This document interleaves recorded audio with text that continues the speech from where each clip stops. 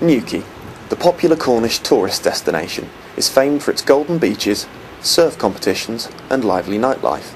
But over the last decade, some feel that it has become a resort visited solely by stag and hen parties, where the only outlets that survive the test of time are those offering drinks promotions and pop music.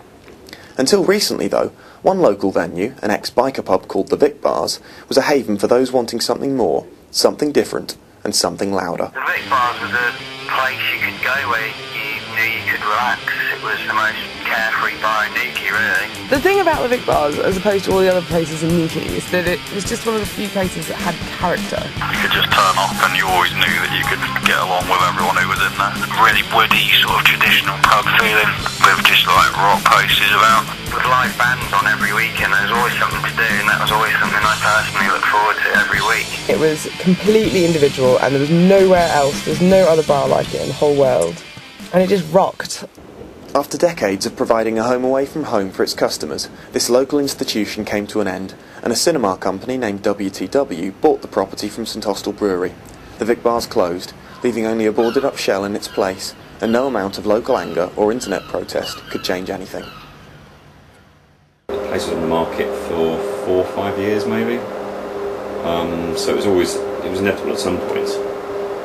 You kind of think it's not going to happen in the end, but it was first week in January, just after New Year, for the business. It's about 3 weeks' notice. That was it.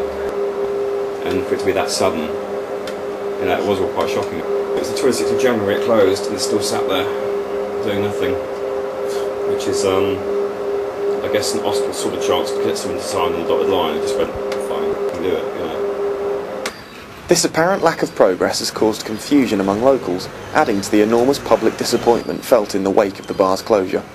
Many people have been left wondering just how the sale came to be and what steps have been taken towards building the new cinema. We went to look in March 2007, we liked the site, we liked the position, and we made an offer to buy the freehold in May 2007.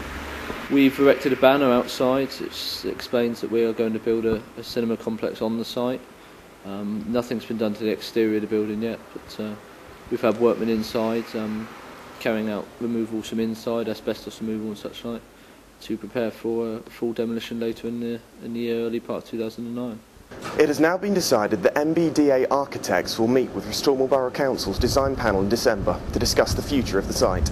However, until present, no visible progress has been made, no planning permission issued, and the site has remained unused throughout the entire summer season. However, one thing is clearly alive and well, and that's the legacy of the Vic Bars. This is Jonathan Butcher in Newquay.